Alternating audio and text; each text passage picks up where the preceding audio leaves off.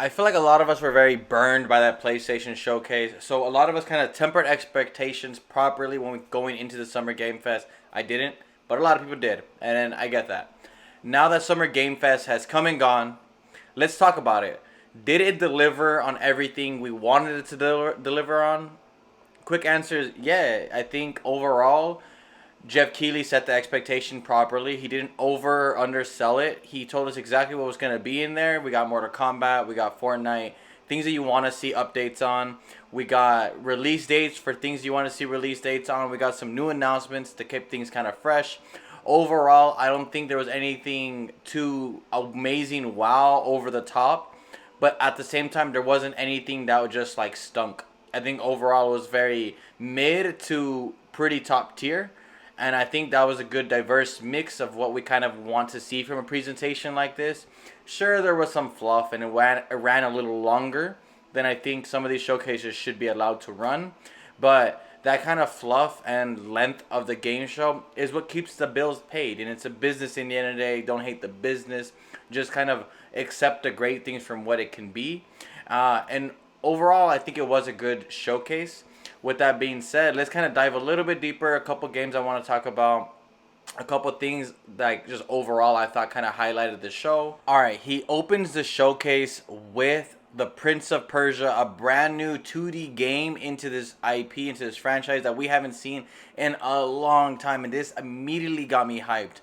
I remember playing Sands of Time back on the PlayStation 2 when I was just a little kid, and I loved that game. It was one of my first introductions into like Ubisoft back in the day, and again, I just freaking loved it. This like new art style that's kind of like 2D slash 3D just looks fantastic. I love that Ubisoft kind of gave us a little taste of what to expect at the Ubisoft Forward, and honestly, when we heard that like the Prince of Persia Sands of Time remake had to kind of restart development, it kind of got me a little iffy on whether Prince of Persia should even come back. Honestly, I don't know how many people are really asking for it, but seeing this kind of game be shown off like fresh and new, and seeing the excitement around it, seeing how this can be like a new person's entryway into the Prince of Persia franchise before the actual remake comes out, is just so nice to see. It's so refreshing. It looked like they kind of made it more of like a Metroidvania style game, which again, I love Metroidvanias.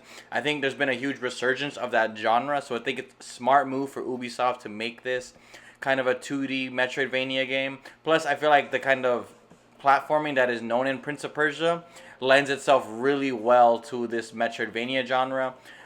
Again, not much really more I could say except for the fact that it looks fantastic. The next highlight of the show was this Mortal Kombat 1 gameplay trailer, and I mean, just wow. This, I think, impresses on so many levels, from like a graphic standpoint, from like a story mode standpoint. The combat looked like leagues above MK11.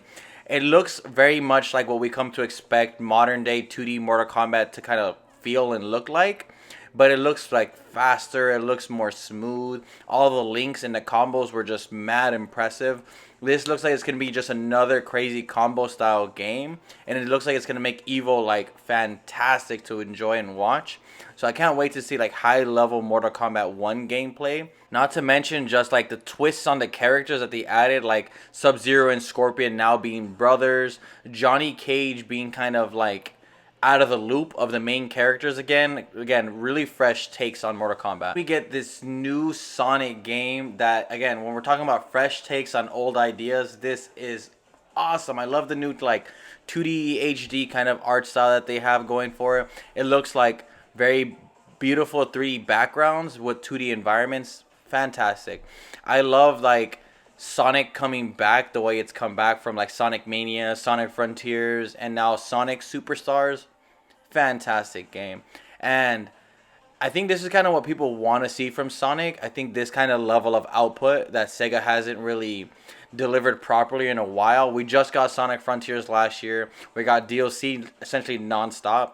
And now we got a new 2D style Sonic game. This is how you treat your mascot IP. This is how you try to treat the fans that have been loyal to this brand for so long.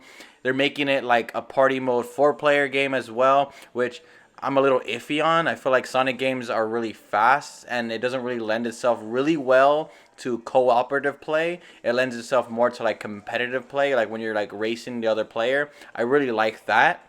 I don't know how this kind of four-player Sonic is gonna play, but hey, I'm a big Sonic supporter for way back then. It's one of the earliest games I've ever played, and I'm glad to see Sonic come back again in this new kind of fresh way. I think this is the first time we got the release date of Lies of P, but alongside that, we got a brand new demo for this game, and this is one of those games where when I saw it announced a while ago, it got me so interested in playing the game. I'm not a big Souls-like kind of person. I do play a couple of them, and I enjoy the combat for what it is, but the level of difficulty always kind of hinders me from wanting to continue playing more of it. But the lack of like story, or like at least my the stories don't really always appeal to me, so it's never really games that I want to like deal with the troubles of the difficulty in the combat to kind of live out that story, because it's never really that interesting to me. But this like dark kind of twisted take on Pinocchio definitely has me wanting to play through this game to the end just to kind of see what the heck is going on with this. I love like these folklore kind of twists that they add to games, and I feel like the Souls combat is going to lend itself really well to this. So I'm pretty excited to check out the demo and then maybe check out the full game later on in September. Something that got us hella excited was that when we were looking at this gameplay trailer for this new game announcement that was like showing off for the first time at Summer Games Fest, and he said it's based off a manga, and me and my wife both look at each other trying to guess what manga this is, and then I see the art style, and I was just like, classic Akira Toriyama, and I'm like, is this Dragon Ball Z? Is this a new game in Dragon Ball Z? And no, it's this game called Sandland. I've never heard of this manga. I've never heard of this anime or anything like that. But it's created by Akira Toriyama. I love that guy's art style. I love his kind of humor into his characters and how fresh his worlds feel. And this just looks really interesting for me. I'm very excited to try to check out more of this, see what more information I can get from this. The world looks interesting. The characters look creative. I'm fully sold on Sandland. All right. An announcement that I didn't think was gonna get me as excited as it was Like a Dragon, the man who erased his name. This looks so good. Like the faces, the acting, everything looks so amazing. The combat, chef's kiss.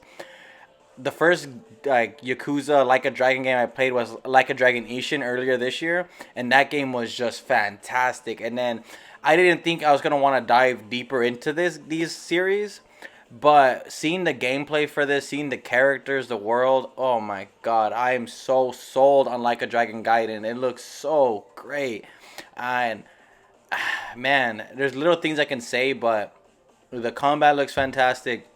The art direction looks amazing, and I'm just fully sold on whatever the team behind Like a Dragon is doing, man. I think everyone kind of knew, if you were following like Square Enix's like social media accounts or you're following rumors, everything. It was very heavily rumored that Final Fantasy VII Rebirth was going to be shown off in this showcase. And I feel like Jeff Keighley knew that people knew this, and he just, in the back of his head this entire time, he was just excited and giddy to show off this trailer.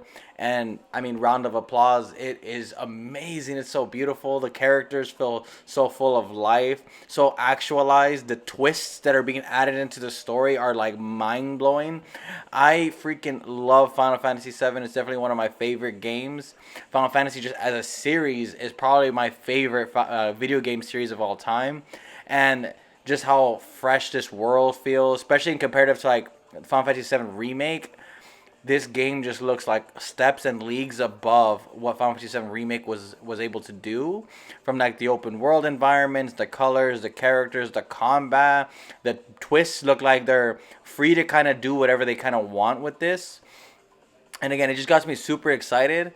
Another thing that got me really excited was the fact that they're putting this game on 2 discs.